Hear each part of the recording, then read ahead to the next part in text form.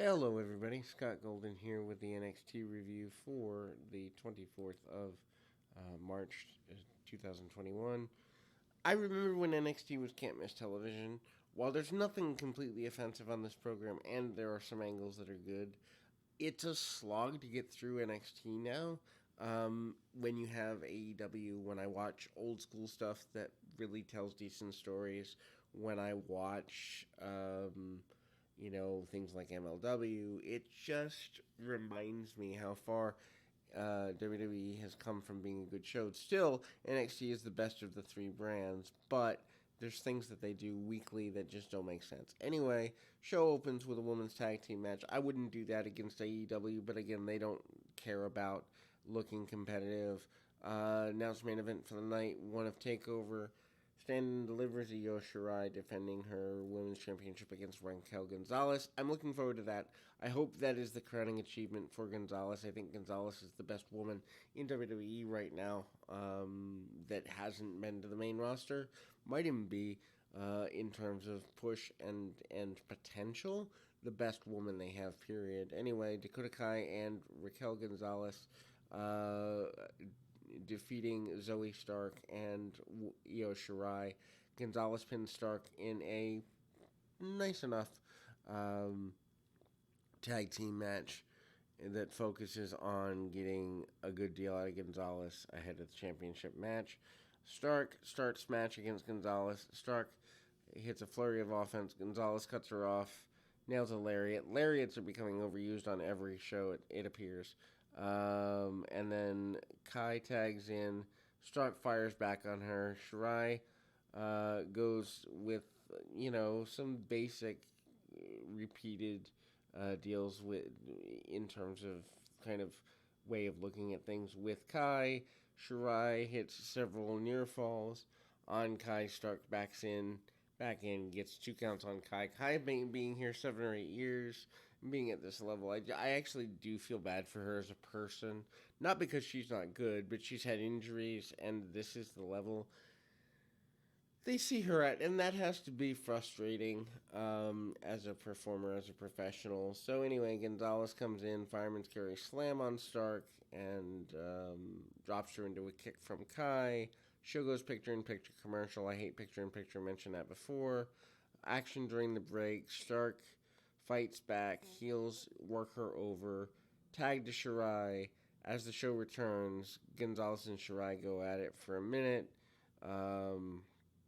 Shirai is going nuts, hits Gonzalez with a Tiger Fey kick, and then Shirai follows with a missile drop kick, and Stark flies off the top with another move. Stark then goes with a plancha to the outside. Stark clears house and hits the floor, and then Shirai leaps off the top with a moonsault to the floor. Stark then goes to miss a 450 splash. Gonzalez cuts her off. Gonzalez lifts Stark into the air and holds her off. Gonzalez then nails Shirai off the apron, power bombs Stark, and then pins her.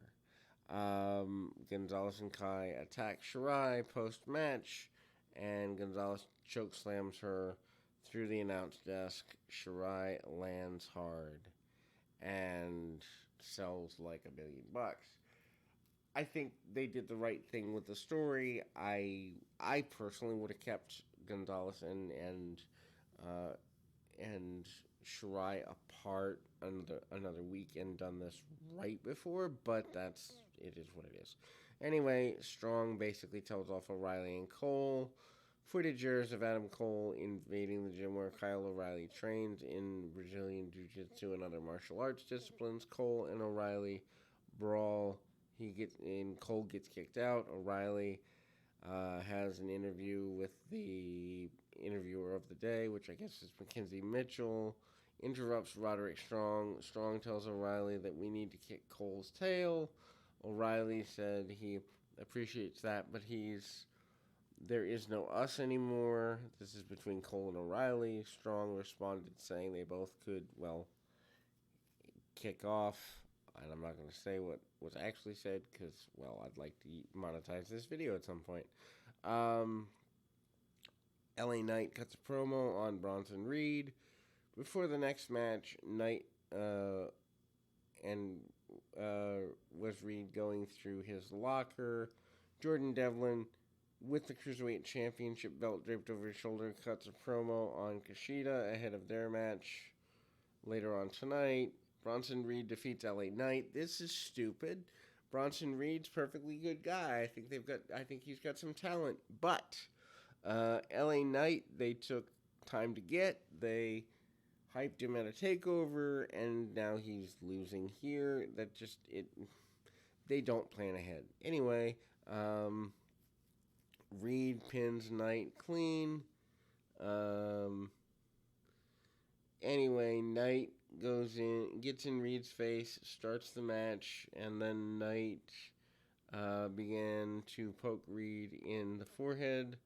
Reed didn't appreciate this, so he beats the heck out of Knight for it. Reed is in control until Knight turns the tide on him. Knight paused to talk trash a bit. Show cuts to commercial. Knight's working over Reed. Show returns. Reed is managing a comeback and catches a neck breaker. Knight runs into a back elbow. Reed runs over Knight with a choke slam. Reed then tripped up and crotches him. He's climbing to in turnbuckles. Reed manages to shove Knight off the top and follows up with a tsunami splash. Reed pins Knight clean in the middle. Really, why hype a guy if you're going to do that? Video package sponsored by some cell phone company hypes up Walter. He's in action tonight. Karrion Kross against Oney Lorcan. Kross looks strong. He pins Lorcan. Lorcan's angry, has lots of fire.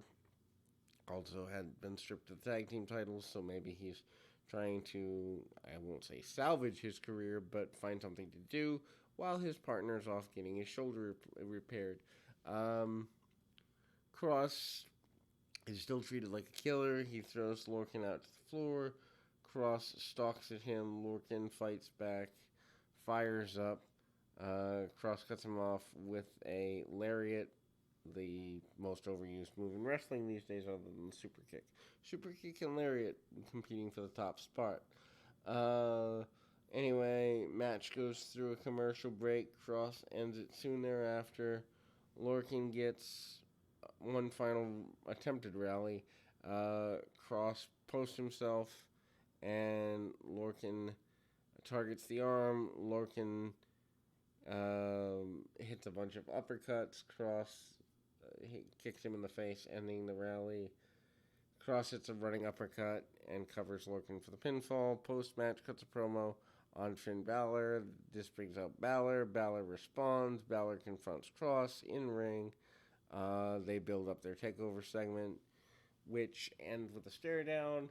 I mean, I assume Karrion Kross gets the NXT belt back because that's where they were going before his injury. But, I mean, Finn Balor certainly looks good in at least looking like he's credible to fight here.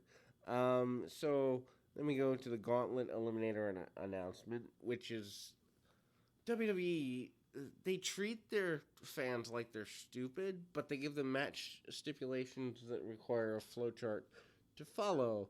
William Regal announces a battle royal for next week's NXT, which would determine who would challenge the NXT champion, NXT North American champion, Johnny Gargano. So, the last 6 wrestlers in the 12-man battle royal will meet the following week to in a 6-way gauntlet eliminator. In the order in which they were eliminated from the battle royal will determine how they enter the gauntlet. Why are we making this so complicated? Why not just say we're going to have a battle royal And then the final two winners fight to see who faces Gargano at the second night of the takeover deal. Like, why does it have to be so convoluted? Anyway, um, Kushida cuts a promo in Japanese on Jordan Devlin ahead of their match later. NXT champion or NXT UK champion Walter with Imperium defeat Jake Maverick in a super quick match. Walter squashes Maverick, wins with a referee stoppage. Maverick charges in. Walter strikes him down. Walter power bombs Maverick. Walter hits a half crab. Referee stoppage. Tommaso Ciampa confronts Walter post match. Ciampa challenges Walter to a title match. Takeover. Walter shook his hand, goes to leave. Ciampa goes to attack him. Imperium basically garbles up Ciampa. Imperium holds Ciampa, and then Walter rips Ciampa's necklace. Ciampa is beaten down, and Walter accepts the challenge for the title match takeover. Pete Dunne cuts a promo about the Battle Royal next week. He vows to win and capture the North American Championship. Robert Stone is in a pre-skip. He bribes Mercedes Martinez to be Aaliyah's tag partner. Didn't they already do this months ago for a match tonight? Video package highlighting Shotzi Blackheart airs. Too many video packages on this show. North American Champion Johnny Gargano confronts Regal backstage about his announcement. Gargano's upset. Regal couldn't believe Gargano wore the title belt everywhere. Yeah. Anyway, NXT Women's Tag Team Champions Ember Moon and Shotzi Blackheart defeat Martinez and Aaliyah to retain the titles. Proof that they didn't need these titles. Moon pins Aaliyah after an ellipse. Hot tag to Moon for the finish. Cameron Grimes comes out, pulls a chair next to Roderick Strong in the locker room. Grimes tries to empathize with Strong. Grimes says he's taking it just as bad as Strong's. Grimes says Undisputed Era does not have to end like this. Grimes offered to buy the IP of the Era. Strong punched him in the face. Grimes sells this. Grimes says this is not the way to handle business. That was kind of funny. Moon and Blackheart were challenged to a championship match down the line with Candice LeRae and Dee Hartwell. Jordan Devlin defeated Kushida. Devlin pins Kushida after interference by Legado de Fantasma. I don't know. I've never been a fan of Devlin. I don't agree that they brought him back after his issues with impropriety. But whatever. Devlin pins Kushida. Good grappling. Asahi moonsault to the floor by Devlin. Show cuts to commercial. Hate picture in picture continues. Fight through. Kushida eventually makes a comeback. Hits a bunch of offense. Devlin blocks Kushida from applying his armbar. Catches Kushida with a slingshot cutter for near fall. Escobar and Phantasma walk out onto the stage, distracting Devlin. Kushida wins with a superplex on Devlin. Kushida floats over for another suplex. Kushida transitioned into a cross arm breaker. Devlin gets his foot on the rope, breaks the hold up, and then the members of Phantasma pull Devlin out of the ring. Kushida knocks Wild and Mendoza off the apron with a handspring kick. Kushida refocuses on Devlin, who uses an O'Connor roll with a bridge to get a pin. And then that's that. Shawn Michaels sets up a ladder match. Escobar and Devlin meet face to face with each other holding their version of the Cruiserweight Championship. Shawn Michaels' theme music hits, and Michaels puts the ladder underneath, pulls the ladder from underneath the ring, slides it in between them. They held up their title, faced off, and ladder match. Okay, awesome. Would even be better if Michaels is the referee or does commentary on it to put it over the top. Cole and O'Reilly set up for TakeOver in a show-ending angle here.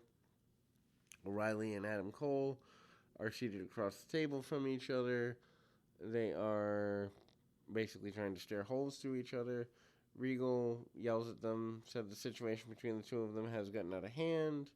Regal basically says they got the police involved and he's not happy about it. Said he would not let them embarrass the company. Regal revealed that he had a contract for the co-main event of the second night of TakeOver. Regal said that they signed the contract. NXT is not responsible for what happened in the match. So, lights out style match or something like that is what this is. Cole talks about having a reevaluation of his own goals. He says that the Undisputed Era is holding him back. O'Reilly made him realize that Cole said he bought into BS about Undisputed Era being a brotherhood. Cole is also angry. O'Reilly wanted Balor to join the Era. Cole called O'Reilly a lapdog and runs him down for several minutes. Cole said O'Reilly should thank him. Cole put himself over. The driving force behind the Undisputed Era signs the contract, and it's slid into O'Reilly. O'Reilly talks about the Undisputed Era showing up to make a statement.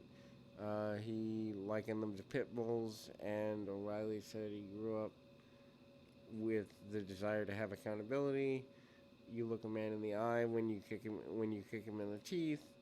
No more sneak attacks, no more BS. And then O'Reilly said, since he came to NXT, there's been better wrestlers, better champions, and better superstars.